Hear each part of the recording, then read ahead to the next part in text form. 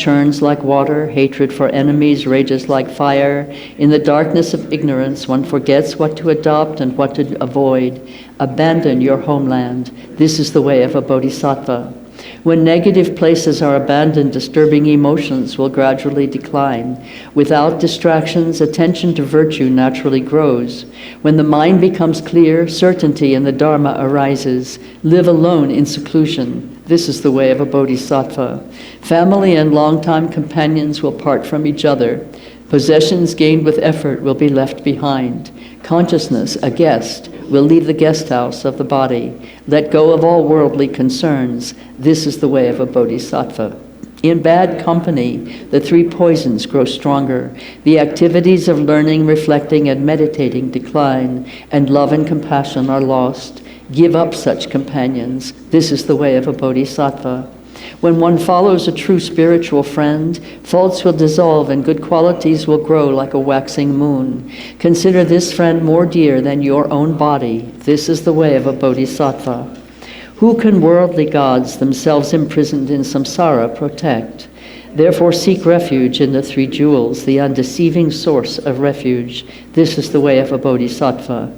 The Buddha taught that all the unbearable suffering of the lower realms is caused by wrongdoing. Therefore never do wrong, even at the cost of your life. This is the way of a bodhisattva. Like a dewdrop on a blade of grass, the happiness of the three worlds vanishes in but an instant. Strive for the supreme state of never-changing liberation. This is the way of a bodhisattva. When mothers who've loved you since beginningless time are suffering, what good is your own happiness? Therefore give rise to bodhicitta in order to liberate infinite sentient beings. This is the way of a bodhisattva. All suffering without exception comes from seeking your own happiness. The perfect Buddhas are born from the altruistic mind.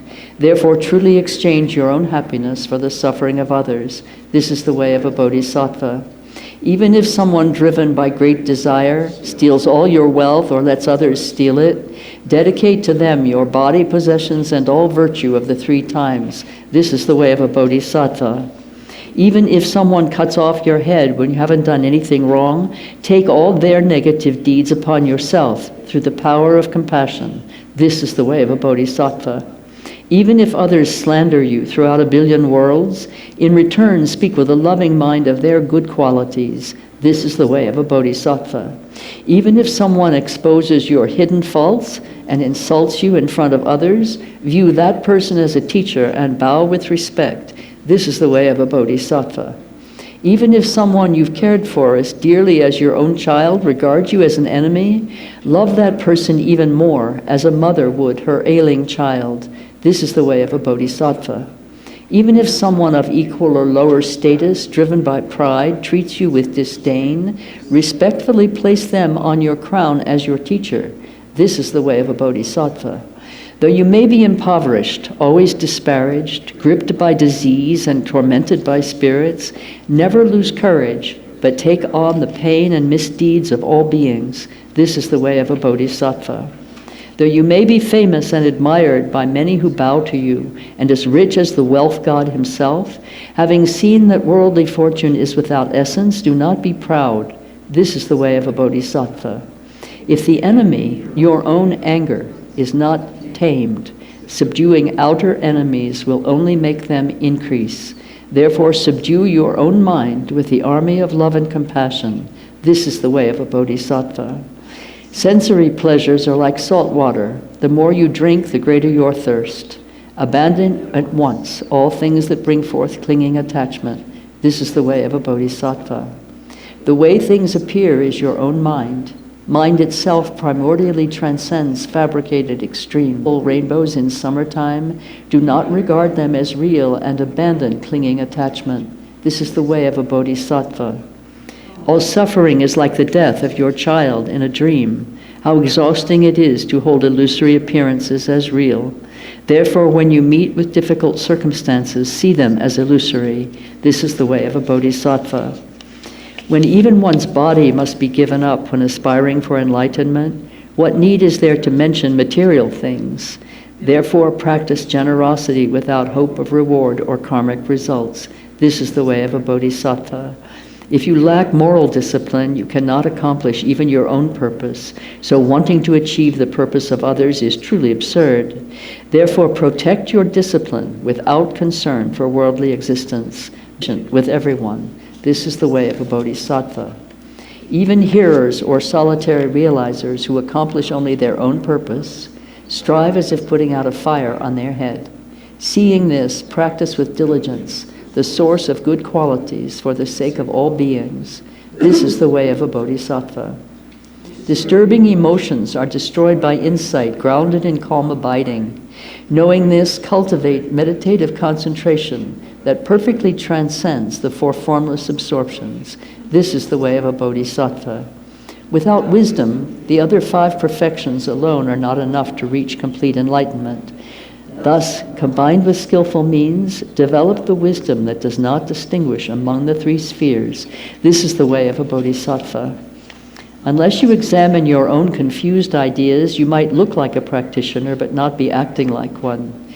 Therefore, always examine yourself and abandon confusion. This is the way of a bodhisattva. If you're driven by disturbing emotions and talk about another bodhisattva's faults, it's actually to your own detriment. So don't mention the faults of those who have entered the great vehicle. This is the way of a bodhisattva. Concern for gain and respect causes conflict and a decline in the activities of learning, reflecting, and meditating. So abandon attachment to your circle of friends, relations, and benefactors. This is the way of a bodhisattva. Harsh words disturb others' minds and thus diminish the practice of a bodhisattva. Therefore abandon harsh speech, which is unpleasant to others. This is the way of a bodhisattva. When disturbing emotions become habitual, it is difficult to reverse them with antidotes. Thus the soldier of mindfulness wields antidotes as weapons and destroys disturbing emotions such as attachment the moment they start to arise. This is the way of a bodhisattva. In brief, whoever you are and whatever you are doing, always examine the state of your mind. Act to accomplish the purpose of others through constant mindfulness and awareness. This is the way of a bodhisattva.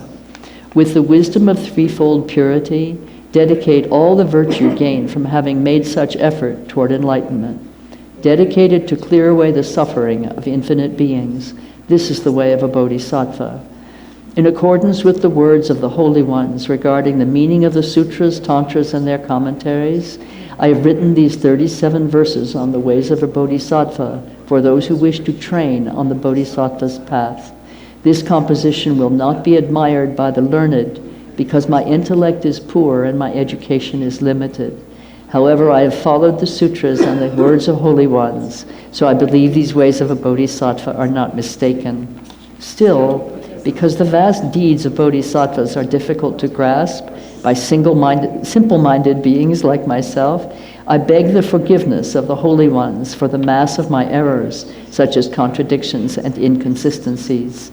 By the virtue arising from this, may all beings give rise to relative and ultimate bodhicitta, and thereby become like the protector Chenrezig, who does not abide in the extremes of existence or peace. And then we'll read this one paragraph in the smaller print.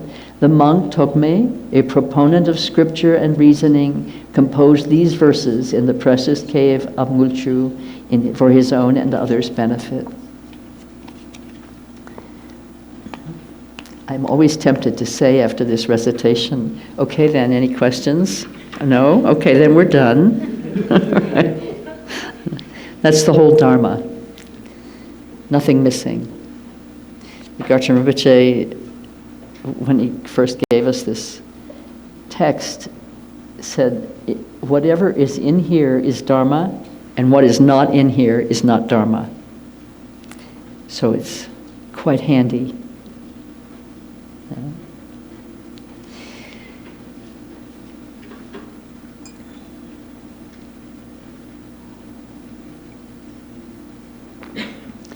In this retreat, we have a lot of material to cover.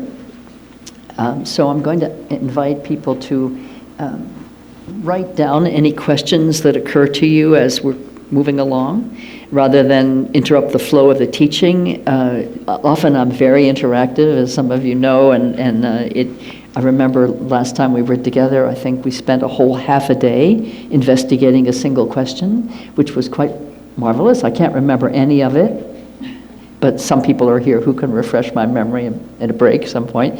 But it was profound and far-reaching and very helpful. But I'm going to suggest that we have perhaps the last afternoon of our retreat for Q&A and discussion. That way everything can be together in that session as a kind of more of an open exchange rather than teaching. Yeah? So, but if something comes up in the course of our work together that raises a question in your mind, please feel free to write it down, and you can place it here on this seat to my right. And I will do my best to respond to the things that you raise. So we're just going to launch right in. Everybody ready? Okay.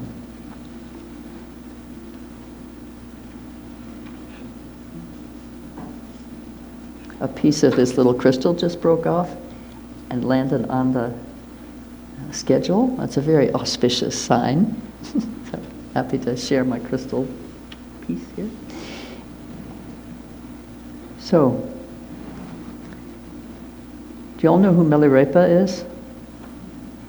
Is there anybody who doesn't know who Milarepa is? He's considered the great yogi saint of Tibet. What were his dates? Anybody know that? 11th century? Christina, 11th? Did I get it right? Good. That's not my strong suit either. I'm not going to go into his life story, but in the course of a family tragedy,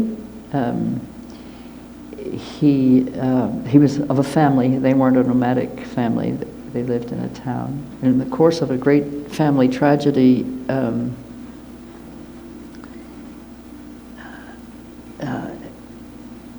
his uncle, I believe it was,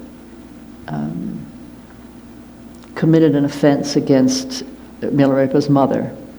I believe it was that he somehow took the life savings that had been left to her by her deceased husband. And if I get these details wrong, somebody can correct me in the next session, right? I'll come in with a correction in writing and read it to you. Milarepa's mother asked Milarepa to avenge this offense and great loss to the family.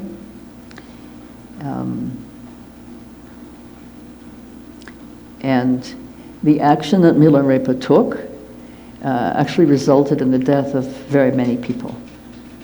So we don't use this language in the Dharma, but we use this language in contemporary culture. So he committed a mass murder. Right? Not many Dharma teachings where we hear those words together. He committed a mass murder. And mass is anything over 3, but his was more than that.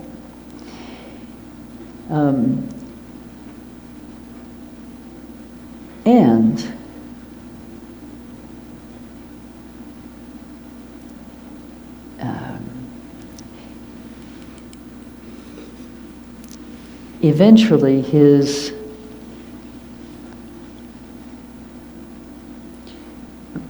mortification and grief and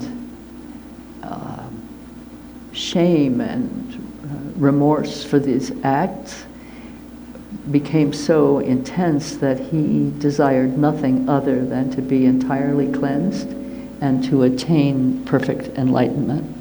And through that aspiration, he met again his root guru, who was named Marpa, the great translator. And in the course of one lifetime, Milarepa attained the ultimate realization. In the course of one lifetime. Now, many paths of the Dharma and other traditions hold out that the path is lifetimes, eons, eons. And this saint, Milarepa, where is his tanka? Christina, do you see it? Right behind you. Well, It just so happens. I sit at the feet of my guru. In one lifetime, he accomplished the entire path, from complete dereliction and despair to transcendent, joyous, uncontrollable realization. There's a wonder. There are a couple versions of this book called 100,000 Songs of Milarepa, wonderful translations. If you're curious, that's the way to find out who Milarepa is. Not was, is. He's still singing.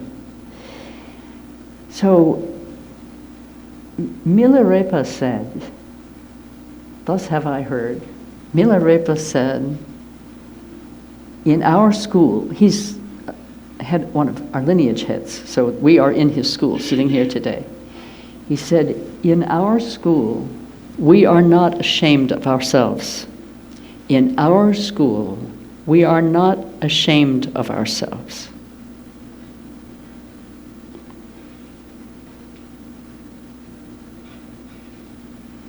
Please let that seep into your awareness like nectar.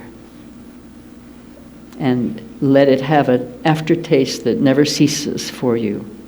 That whenever the moment arises when you need that reminder, in our school, we are not ashamed of our guru here, is, in my view, an emanation of, if not the perfect incarnation of, Jetsun Milarepa. His teachings are just like this with Milarepa's teachings. And, not to sound contradictory, one day in teachings, many years ago, Rinpoche said, the only thing we should be ashamed of, and since we'd already heard Milarepa's statement, everybody went like this, perked up, said, what? He said, the only thing we should be ashamed of is not generating bodhicitta, is not generating love and compassion. That's the only thing we should be ashamed of. Please, if you're taking notes, write those two statements down, and then draw an arc between them, like the arc of a rainbow. Between those two statements stretches the entire arc of the path. And that's what we're going to be talking about this weekend. The entire shining arc of the path spans those two statements and contains them both. The truth, the non-dual truth of those two, apparently dual statements, is the arising of the path, the walking of the path, and the attainment, the accomplishment of the path. Nothing missing. And I want to read to you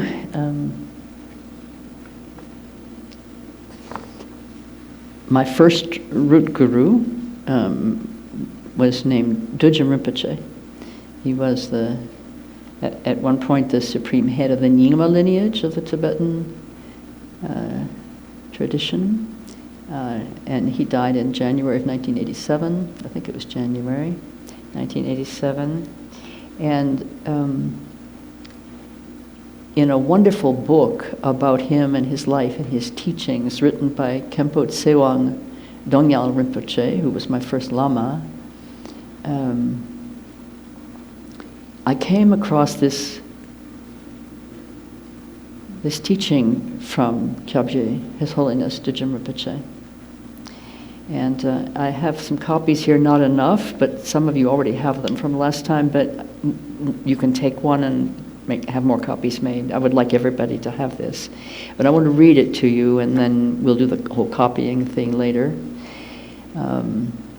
It's an excerpt from a book that that's coming out of mine in March. And so in the book I say, I'm grateful to be able to share with you this complete teaching from Kyabje Dudjom Rinpoche, whose mind is the sky-like vast expanse, whose compassion is the rainbow arc from beginningless to endless, and whose words are the rainfall of grace and blessings that elucidate our reality.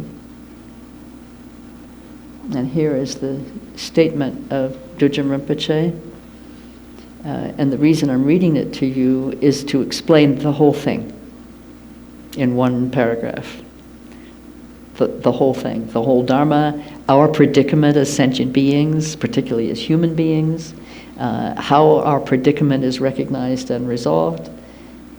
So very condensed. Dudjom Rinpoche says, when we do not recognize appearance, that means any phenomena. Let me read it as it is and then I'll explicate a little. When we do not recognize appearance as the pure display of self-arising Dharmakaya awareness, grasping comes about.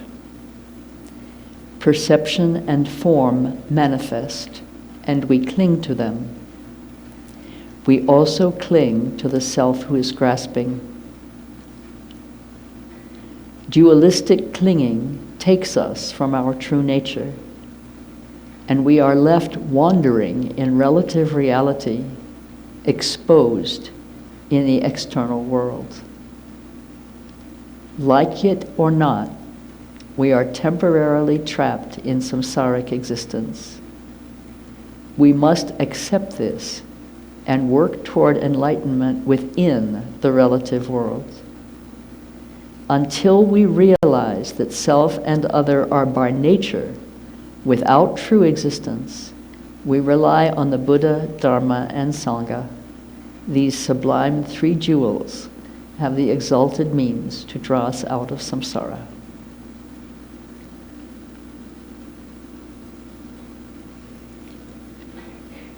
Would you like me to reread it and make some comments as I go, explanatory comments? Because basically I'm going to be teaching on this the whole morning. Yeah, but right now we'd like a little more. Okay. So appearance, as he's using it, when we do not recognize appearance, we could say appearances also. Appearances are any phenomenon, anything that occurs, whether it's an outer phenomenon or an inner phenomenon. An outer phenomenon is we're sitting here, visible, tangible, reality that we're occupying. Inner phenomenon is a thought, a perception, a memory, an emotion, a sensation. Those are inner phenomena. So he's saying that when we don't recognize any phenomenon, any appearance, as the pure display of self-arising Dharmakaya awareness, he's saying that these appearances that we identify with as our actual reality, observed and felt and tasted, experienced reality, these appearances are not what they appear to be. They're not what they seem. We misunderstand their nature, taking them as solid, taking them as having an existence and a nature of their own, each one, like this is a tissue, this is a little booklet, this is a, what do you call this, a striker, that's a sound, I have a thought about that. Each has its own distinct nature in our mind. Well, each has its own distinct character. This is wood, and it's hard, and that it has characteristics, but the actual reality is that they're all of the same nature, arising from what he calls Dharmakaya awareness, which we could call primordial awareness or the true nature of reality. In other words, this is a highly condensed teaching here. In other words, one nature, many appearances, and that you've heard the expression one taste. Have you ever heard that expression? This is what is being spoken to here, that all of the different flavors are of one taste, meaning they all have the same nature, the essence of reality.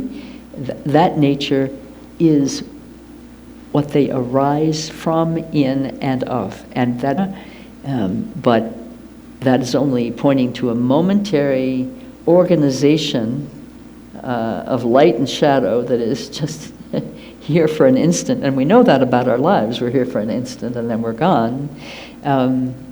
We take it so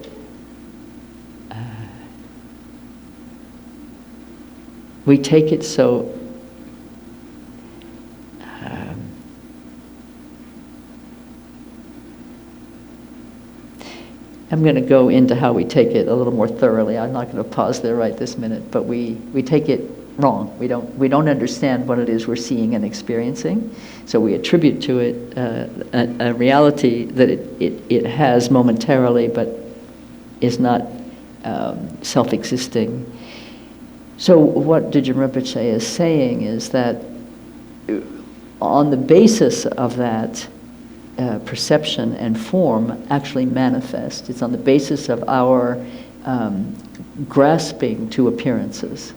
We see, it's not that we reach out and catch it with our hand, it's that we take it in this way of solidity and self-existence. Yes? Are you with me? Even though it's opaque and needs to be penetrated? Okay. And that grasping gives rise when perception arises, which we all are familiar with, and form manifests like this, that grasping turns to clinging. That grasping to, oh, this is this thing, and it has solidity and self-existence, and we cling to that, not necessarily to the object, but we cling to the grasping itself, which is much more profound understanding than to say, I'm clinging to a Kleenex, you know.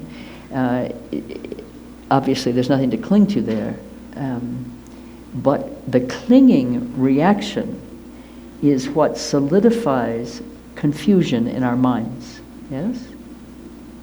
That reaction of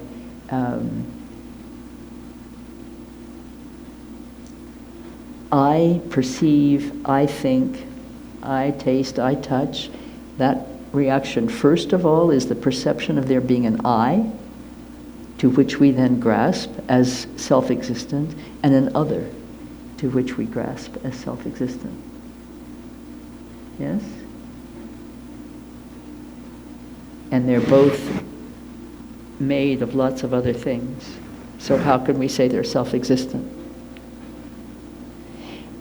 Just for those of you who might be relatively new to the Dharma, I'm plunging right into the middle of it here by giving you this quote and speaking to it a bit. But why waste time? There's smoke outside. You never know what's going to happen next. Let's go for it. So then Dudjom Rinpoche says that this dualistic clinging takes us from our true nature, meaning from our perception, our grasping, it jumps out. It's like an energy jumping out to identify with the material itself. It's not materialistic in the sense of acquisitive. It's taking materiality as inherently real. And that I want to use the word dislodging. I'm not sure it's the right word. That dislodging of our beingness from its true nature in our perceptions. There's no dislodging really happening. It's happening at the level of perception and interpretation. But that dislodging in our perception and interpretation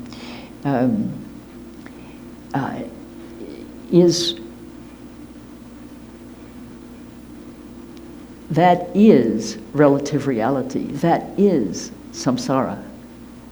That is suffering. And he says, we're left wandering in relative reality, exposed in the external world, that world of appearances.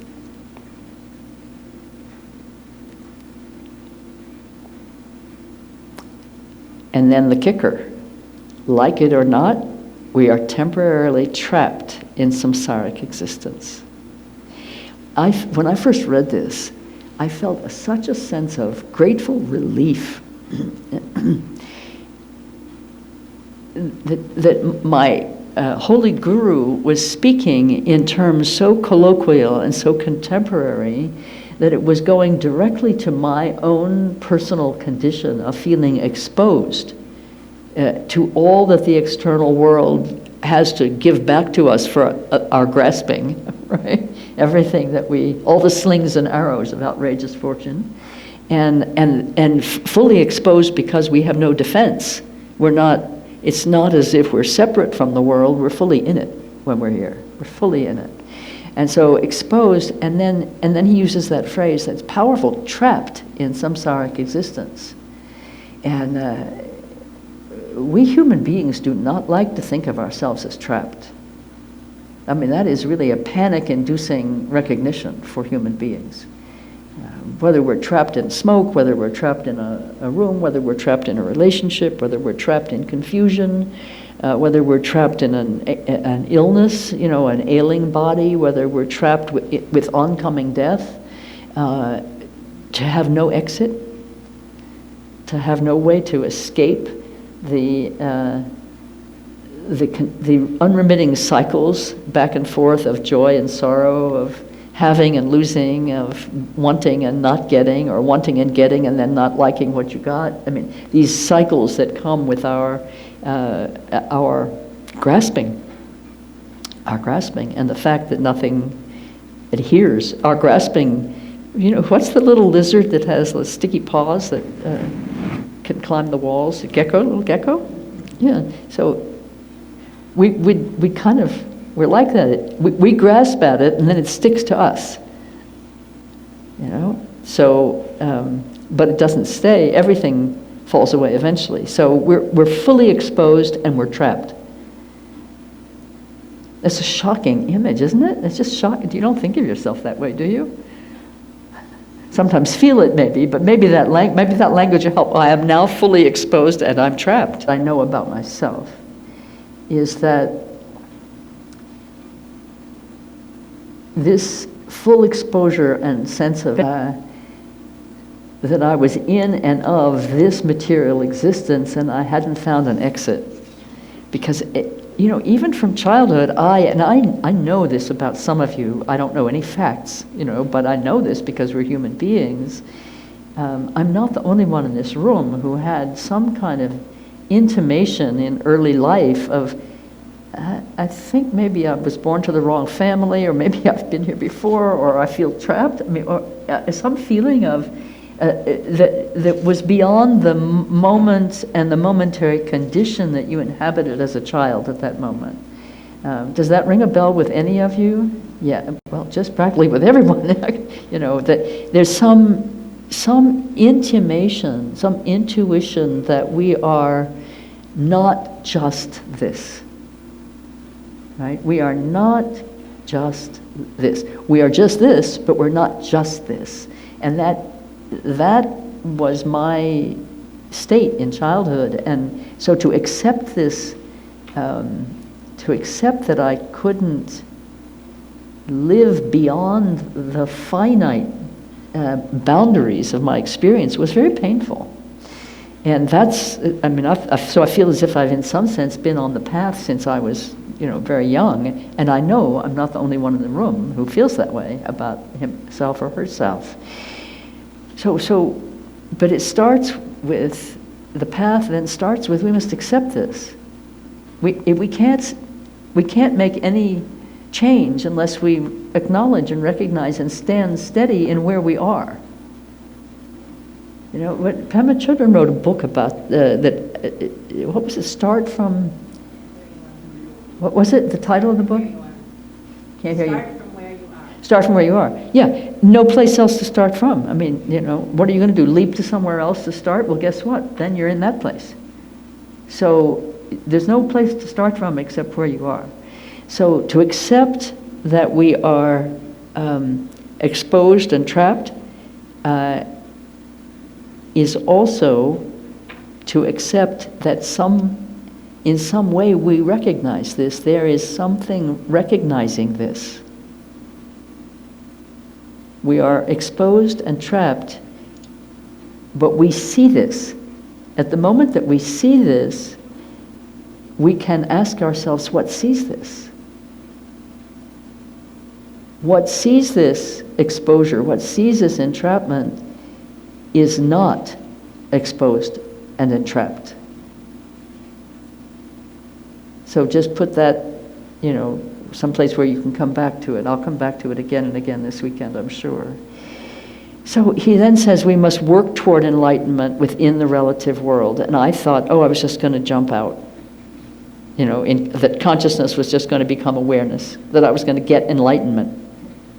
I didn't know where I was going to get it, but somehow it was going to descend on me in a strike, bolt of lightning, or, I'll fall off a horse. I did fall off the horse, but it didn't enlighten me. It just gave me a brain injury, right?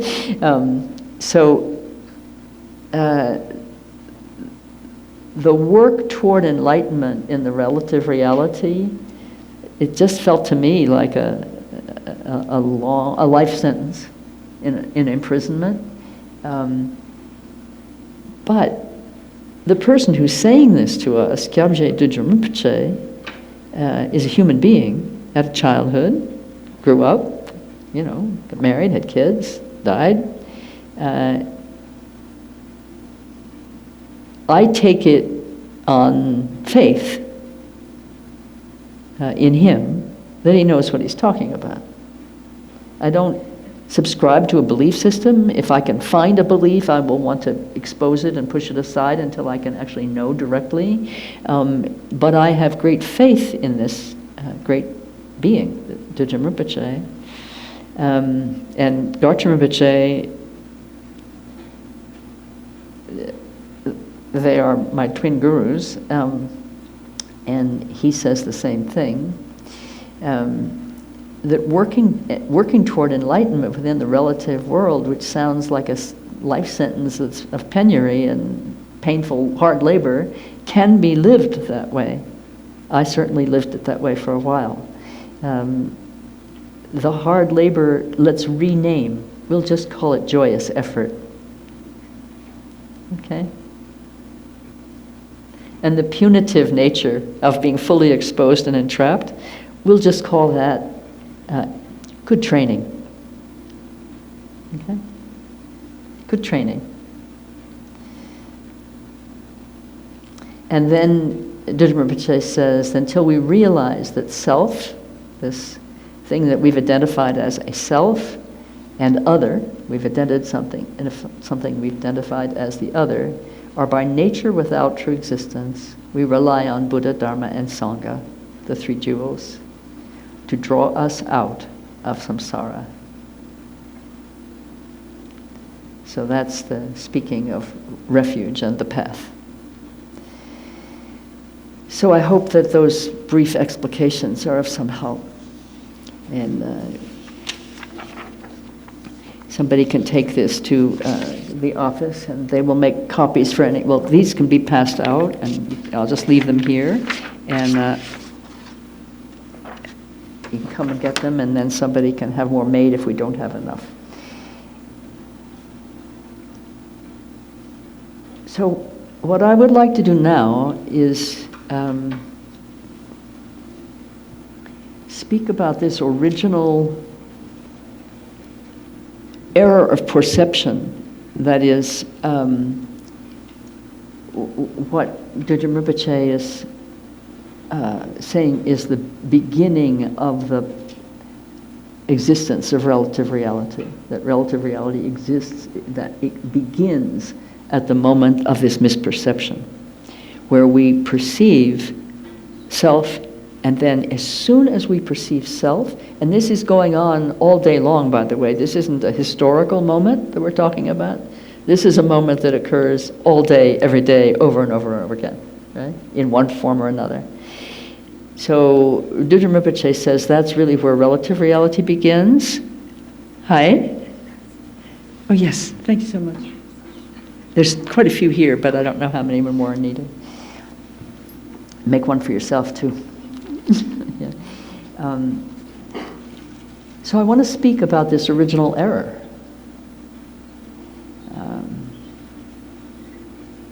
I spoke about this last time we gathered in retreat, but I want to dwell on it for a bit this time.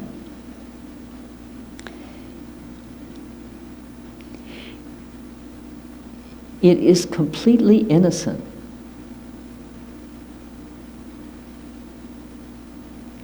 It is utterly innocent, this error. This error that gives rise to all our suffering and all the suffering of all sentient beings, this grasping to a self and the perception of there being an other.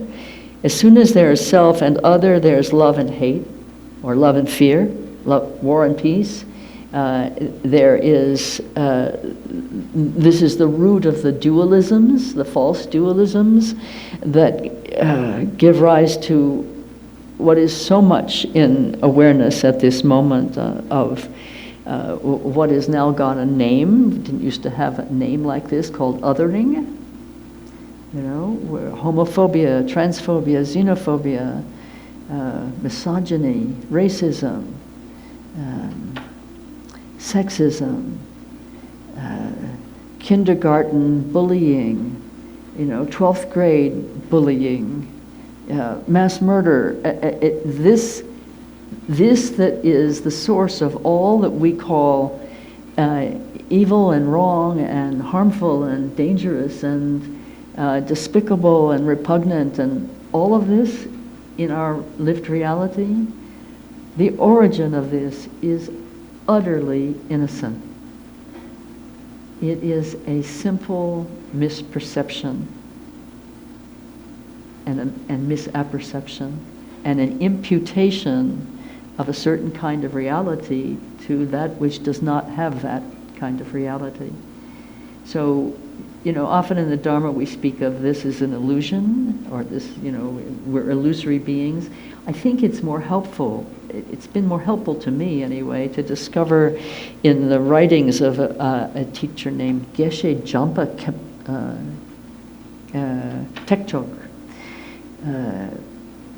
the statement that, very clarifying, he says, it's not really an illusion because we are here we are, but we're like an illusion because we're not here in the way we think we are. Very, very helpful. And as we talk in the course of the weekend about what in the Dharma is called emptiness, as we talk more about that statement will become very, very meaningful for us to revisit and turn around in our hands and feel our way through. That something can be like an illusion but not be an illusion. Relative reality and absolute reality, if we want to use those words, both are. They both are. It's not like one is and the other isn't. But here we sit. Guess which one we're sitting in the moment, right? So that imputation of selfness and otherness is well, imagine a little child. I haven't myself been a mother from this body, and I haven't been with little children, babies, much, if at all. I'm always afraid I will drop them, and I know some people do drop them. And anyway, so I'm not very familiar with babies, but one thing I am familiar with a little bit about babies, because it has really caught my attention, is the gaze. And those of you who've been mothers and fathers know what I mean probably by the gaze. It's an open, not unfocused, but also not focused. Just open looking, seeing the gaze. And often you'll see the baby gazing in that way at the parent. And we impute to that, adoration, love. Well, it's really just seeing. I don't know if it's adoration and love because I'm not the baby. But we love to think that, and that comes certainly eventually, but I'm not sure it comes with the first look. Right? But that first look, as I've seen it, as I've watched a little bit with friends with their babies and babies in other situations, that first look when the baby perceives something that's not it is kind of akin to what I'm talking about here. The utter innocence of the gaze Innocent not because it's not guilty of something, which is the conventional meaning of the word innocence, meaning not guilty, but innocence in the sense of ignorance. And again, not as a pejorative, not as a negative statement that ignorance is, but as not knowing. In other words, not having a thought about it, not having a concept to impose on it. Huh? Make sense? When was the last time you looked at something that way? When was the last time you observed anything, sensory or visual or auditory or cognitive, and didn't have a thought about it, didn't have an imputation? You know, this means such and such. Now, those of you who are doing certain kinds of awareness practice may have those moments with some frequency. It's one of the reasons we learn to do certain kinds of contemplative practices. We'll talk more about that too in the 40 days we're going to be together here. The retreat just got extended, I thought I'd better tell you. And,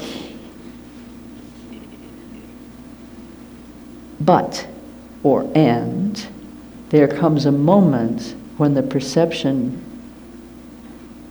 of the human being and other sentient beings too recognizes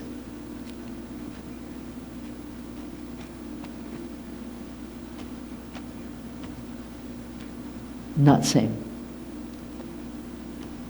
Self, not self.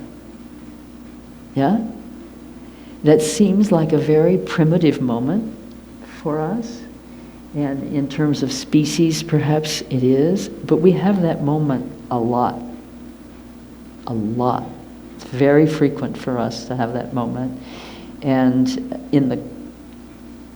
I am not a scholar. I have to say that very swiftly and quickly and decisively. I am not a scholar, so don't take this that I'm about to say as anything having to do with scholarship. It has to do with more my wanting to create a descriptive kind of framework for us. That imagine that in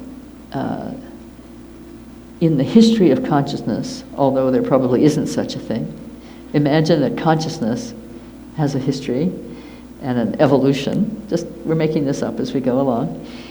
And that in a certain moment in the development of consciousness, there came this moment when there was a perception of self and other. So that's, if you can imagine something of that nature occurring somewhere in the brain, perhaps, that's then passed down. We have that original moment still intact, but we're replicating it all the time. And it can be something as simple as, driving down the street and seeing somebody who, without your even being aware of the resemblance, reminds you in a kind of subconscious way of somebody who hurt your feelings when you were 6, and you're off to the races. You do not like that person. Fortunately, that person is going by in a car in the other direction. You're not going to cause any harm here. But that kind of moment happens all the time. Are you aware of that in your own experience? Where we create a whole mental picture or experience or reality based on some little thing like this that if we look back on it seems absurd, but if we look further back on it, we can recognize that self saw something or somebody as other in some way. Like, I wouldn't have that opinion. Like, I had a conversation with a very good friend recently about some political stuff, and both of us were kind of laughing but also aghast. I don't know how they could think that way. That's othering. Do you understand what I mean when I say othering? Yeah? That's othering. That use of the word they. I don't know how they could think that way.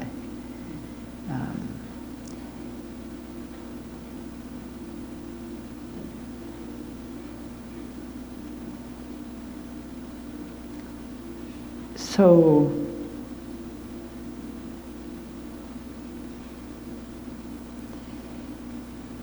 What's the relationship between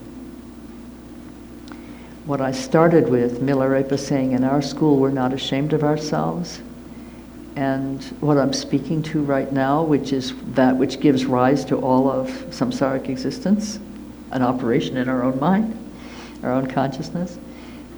The relationship is one of not understanding the true nature of reality, and therefore imputing to experience and observable reality characteristics that it has only fleetingly or in an illusory way. And each time we act in that way, we're further from the innocence of ignorance and more in the domain of needing to take responsibility for it. Did you follow me with that? No. So if the original error is a misunderstanding of the nature of reality, thinking that there is something solid when everything really is of one nature, but appearing as a display in uniqueness and difference, yes? So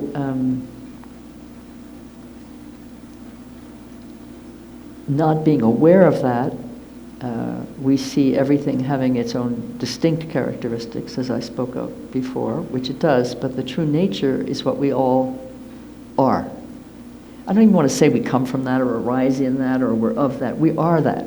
We are the true nature, and I will, at some point, be speaking of the ways we speak about the true nature. I don't want to go too far in that direction right now, but we would certainly never find ourselves exposed and suffering in it. The true nature is the end of suffering. It's the opposite. And yet the suffering is also of the true nature.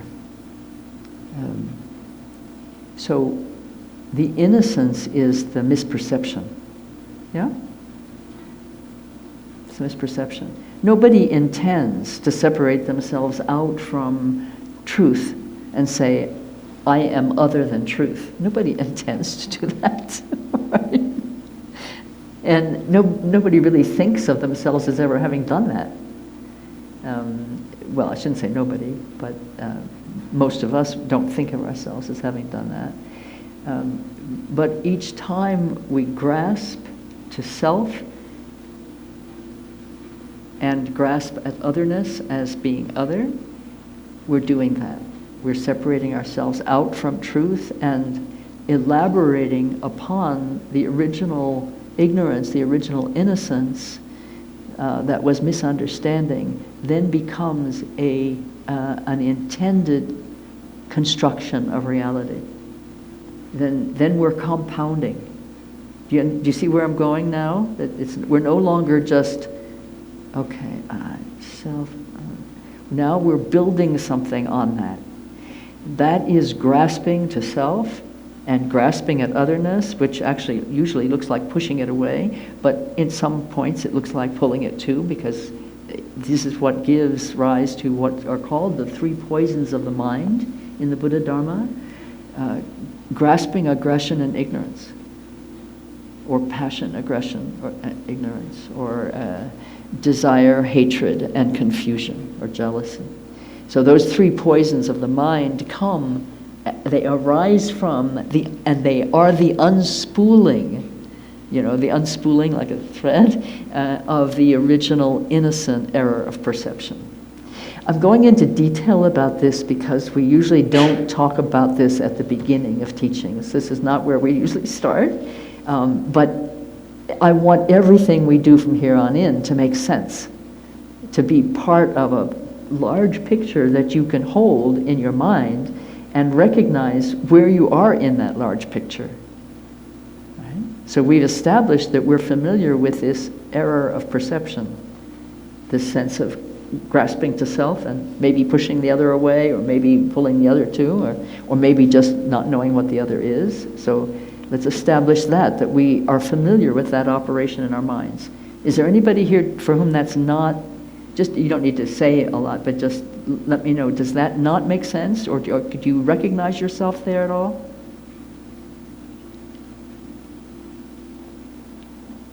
I'm looking at you. Is this making sense to you?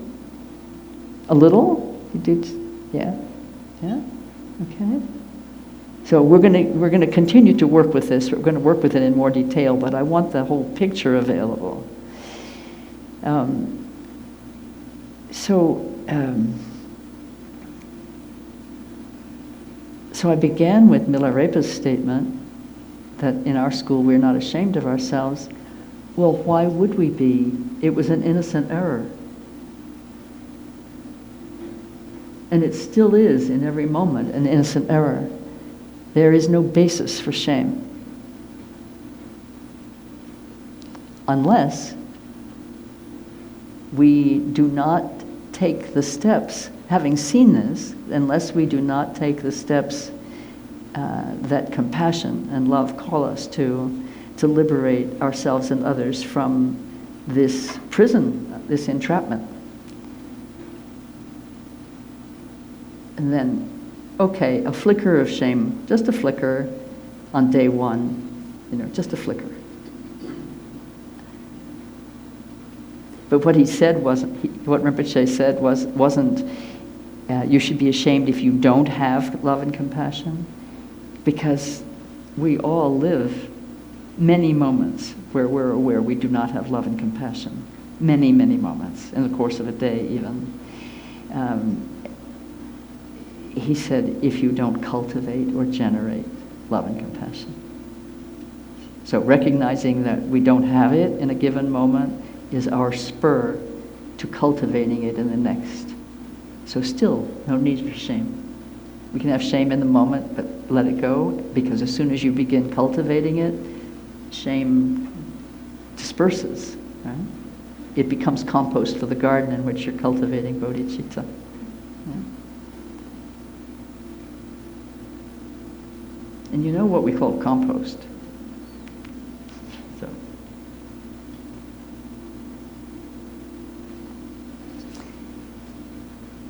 So I want to speak. You ready for me to go on, or do you need it? What time is it? Do you need?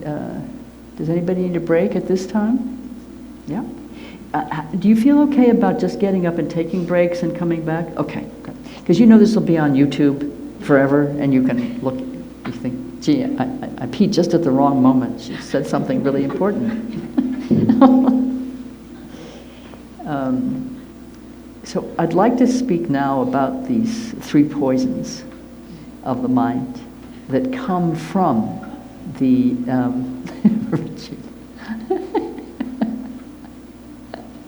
She got down on the floor and crawled so she wouldn't appear in front of the camera, walking in front of the camera.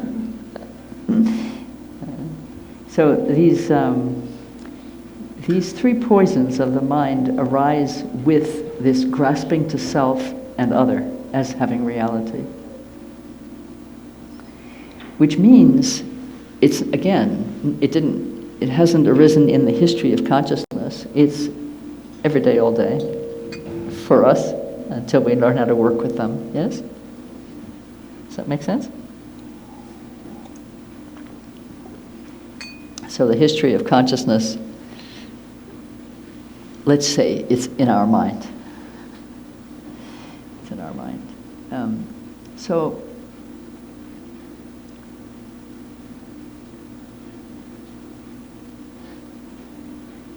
they arise, these mental afflictions, or what is sometimes called the afflictive emotions or conflictual thoughts. Anyway, they point to confusion and disturbance of mind, which give rise to all the confusion and disturbance of behavior and action and thought and speech that beings are capable of. They all arise from that original confusion about self and other, that there is a self, there is an other. The perception of self gives rise to self-grasping. Now, self-grasping doesn't mean necessarily a clutching to oneself, this particular human. It is At its root, we are grasping to the notion of there being a self-existing, solid,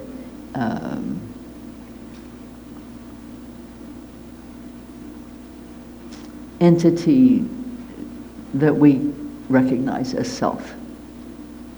That it's the notion of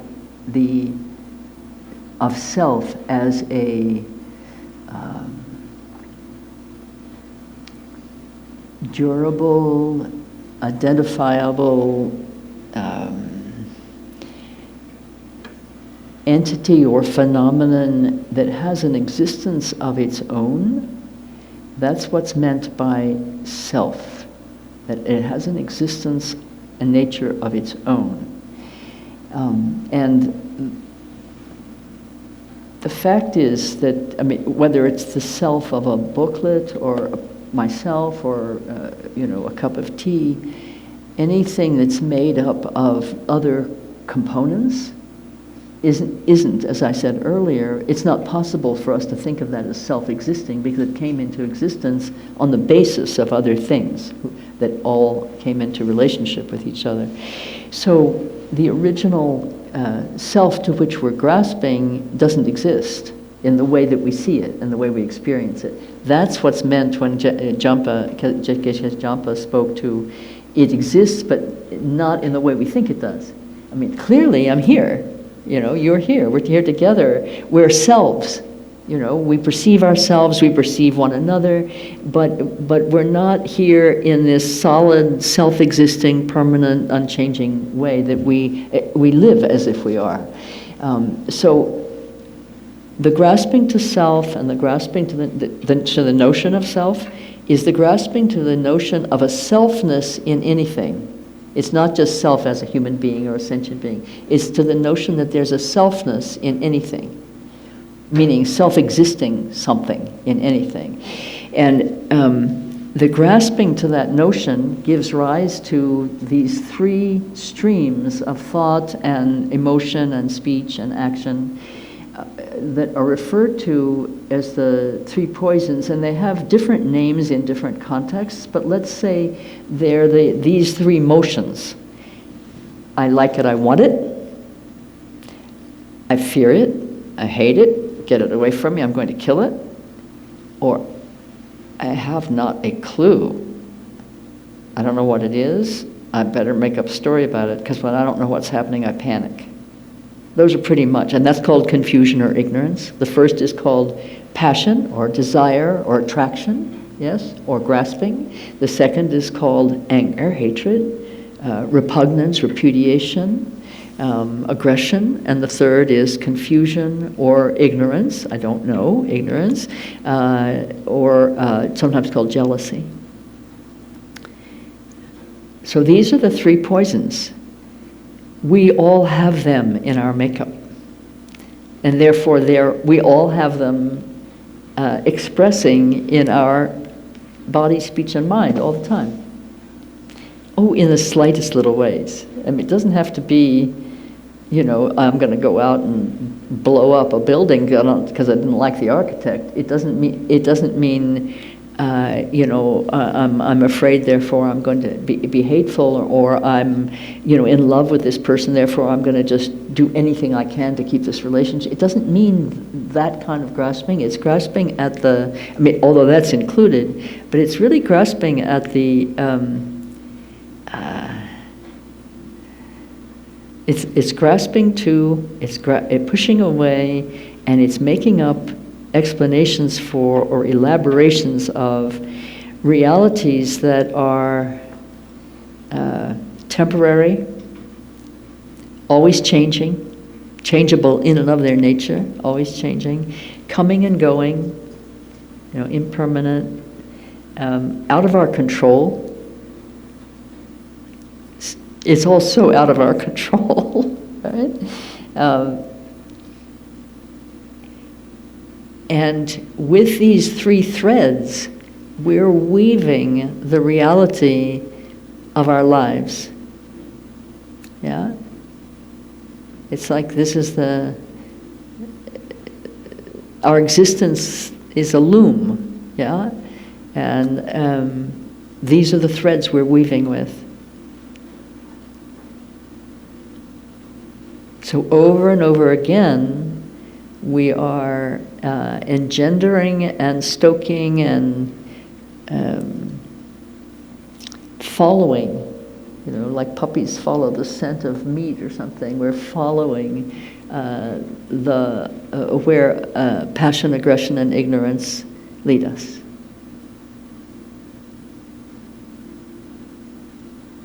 This is part of what Dujin Rinpoche means when he says we're entrapped here. And this is samsara. And it all arises from the thought of I and that grasping that comes with that. That's where it comes from. Innocence, and then we embroider on that. And and it's still innocent in the sense it's out of ignorance, yes? And that's one of the original meanings of the word innocence is ignorance. So it's still innocent in the sense that we don't intend necessarily to be creating confusion and suffering for ourselves or others, although sometimes we do intend to.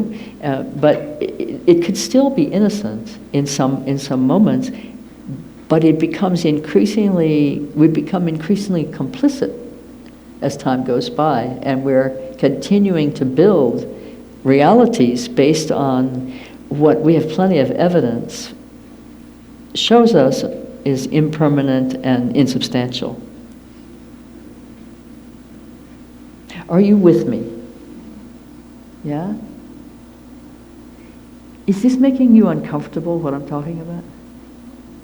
Oh, I better talk more. Is it giving some sense of relief? Is there some sense? For me too, it does. I love plain language about that which is really intolerable. Seriously, because how are we going to get out of it unless we can speak honestly about what it is? This is why I start here. I want to start with how bad it is, I don't want to start with, we can make our lives better if we just meditate 20 minutes a day. Everything will be fine. And not really. Might feel better, but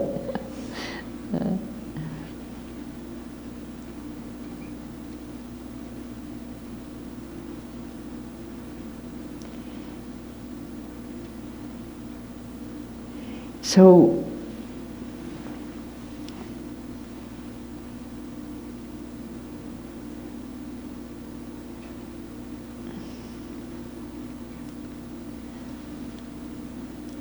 this is also where compassion begins, of recognizing our own dilemma, our own entrapment, and recognizing that everybody else is in the same boat, the ship of fools.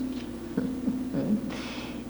We're all in this together, and we're all facing the same challenges and difficulties. We're all confused by the same mistruths or half-truths, and we're all confused by the same misperception. We're all innocent. We're all innocent, and when we look square on at our own confusion and the suffering that our own confusion about the nature of reality and our place in it has brought us, that's, in my experience, and I speak just as one, that is where compassion really came alive for me in this lifetime. I mean, I've always been compassionate and somewhat even empathic, and so you can confuse that with compassion sometimes, but it wasn't until I really looked straight at my own confusion and miscalculation and misunderstanding and the harm in my own life and in the lives of others, and when I looked that in the face, that was when I began to have authentic, not sentimental, but authentic compassion for others. Because I could see what suffering was for myself, and gradually I began to see, and I'm still working on this, as we all are, gradually I came to see how it could arise from the condition of my mind. right? At first, you think the person you're angry at is just a horrible person. You know, you don't see the anger as the problem. You see the object of the anger as the problem, and therefore you're justified. Yes. And the same is true with lust. You know, you think that that's the most beautiful person in the world. I got to have that. You know, yum yum, and you don't realize that the problem, because that's also going to end at some point, and the problem is your own desirous clinging, your desirous craving, and the fact that everything ends. But when you see that the operations of your own mind, your own consciousness, that starkly, and you see the relationship between your consciousness, your mind stream, the choices you make moment by moment by moment about what thought to pick up and follow and what thought to discard, when you see that starkly for yourself, there isn't an enemy in town. Your enemies are gone. They got out of they got out of Dodge before sundown. They just escaped because they're free. You freed them by seeing your own suffering. You see the basis for your enmity, right? I mean, that's an example. I mean, the other kinds of emotions, the same thing happens with. But the enemies. This is why I picked up the Kleenex at one moment. I thought I was going to burst into tears. But the enemies disappear. They dissolve. When enmity is no more, there is no enemy to receive it.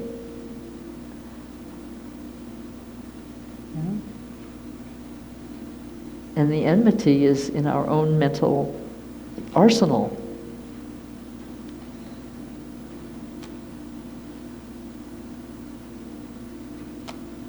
So yes, I can understand relief when I say, is there some relief? And people say, yes, there's some relief. It's like, oh, it's like that. Oh, okay, well then that gives me a different vantage point from which to proceed. When I first started studying the Dharma, that was back before the flood.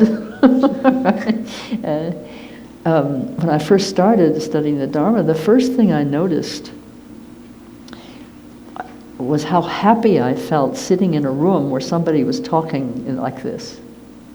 I just felt so happy. I was just like a little kid.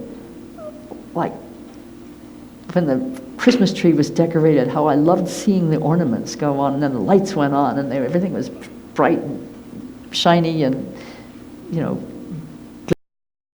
and I loved that moment of illumination. It was kind of like that, sitting in the rows, as we're sitting, when we come to the temple. And that sense of happiness, I didn't have any explication for at all, but gradually what I began to see happening, and what I think some of you have already experienced in your progress, thoughts and my thought patterns gradually began to settle into a kind of a more naturally orderly relationship to me and to the other thoughts. It was like, but there was a moment when disorder started to become order. Have any of you experienced that? Yeah? Not very many heads bobbed. Well, you better get back to the books, the Dharma books. Because it was the explanations that were helping me in that way. It wasn't just the fact that I was sitting with lovely teachers. It was the explanations. And that's what's happening here. I'm giving explanations that we don't usually talk about this in this way, and kind of in a group like this. We might hear teachings, but we don't. I'm making this as personal as it feels to me. I'm wanting it to be as personal as it feels to me. I want you to feel it as personally as I do. But that orderliness of the mind is natural to the mind which is looking at truth, which is looking at things as they are. Because one of the things that's the greatest cost in some ways of this innocent error that I'm speaking to this morning is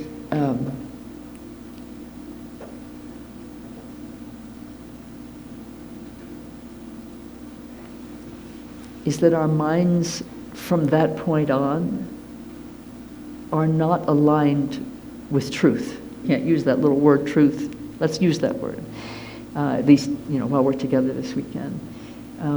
So the mind that is not aligned with truth is a mind that's in disorder.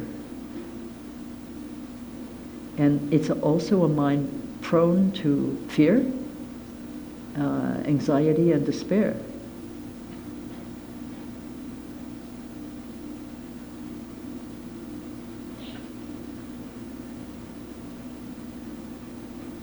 And the life that's built on untruth is like the proverbial sandcastle when the tide is coming in and out. And also, and this relates to touching on othering earlier as I did. Excuse me just a moment.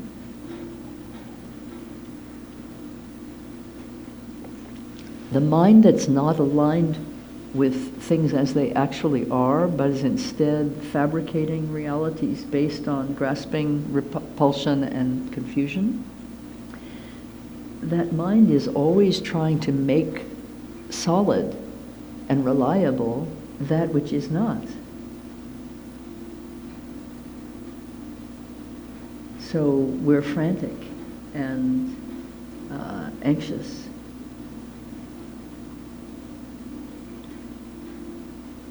And it's as if we're trying to fill our, say we have a beautiful ceramic vessel, and we're going to the river of pure water, and we're trying to fill our beautiful ceramic vessel with the pure water of the river, but there's a fault line in the vessel. There's a fault line in the vessel. So if the water's too cold, the vessel will crack. Or if we want to heat something, if we say we want to bring the clay vessel home and put it in a place where we can heat the water, when the vessel becomes too hot, it will crack. And when we're not directly being responsible for our relationship to truth, whether we're confident of it or not, we're at least seeking out relationship with what's true, and seeking people and circumstances that will reflect truth to us directly so we can see for ourselves. When we're not living with some form of that intention, however rudimentary or childlike it may seem to us, that life is somewhat inauthentic. Do you know what I mean? It's like we're living on a faulty ground, and so it's not. We're making it up as we go along, right? So we're fabricating the reality that we're living in rather than being in it. Does that resonate at all, that language? Yeah, for me it does. It's very meaningful to say these words to you. I've been writing about this stuff, and it's been a powerful experience to be writing about it, but I don't have opportunities very much to speak of it, and so I'm grateful that we can be together, and that we can, that I can speak in this way, and I can feel you hearing, not just listening, but actually hearing something that is resonating for you. And it doesn't mean we're all thinking the same way about it, and I'm sure there are questions too, and I would like very much to come to those. But without this sort of basis that I'm wanting to elaborate here this morning, I don't know how really to talk about the rest of the teachings on the 37 Bodhisattva practices except in a superficial way, and there's nothing superficial in here. These are the teachings about the nature of reality and how to inhabit it, authentically.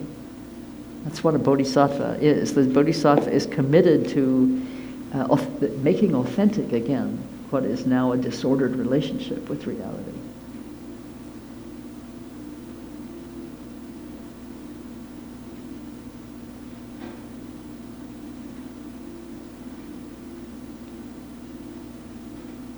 I want to say something that has never come out of my mouth before in this situation. I am so sorry. I am so sorry that we are caught like this, but it's so temporary. So I'm glad we're recognizing how caught we are. Right? It is so temporary. It's ephemeral.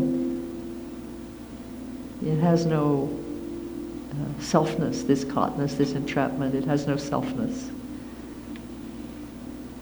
We were never not free. We were never not authentic. We were never not one with truth. So it's all made up. And since we're the ones that are making it up, we can stop that. And this is a moment when we're stopped. Right here, right now, we're stopped.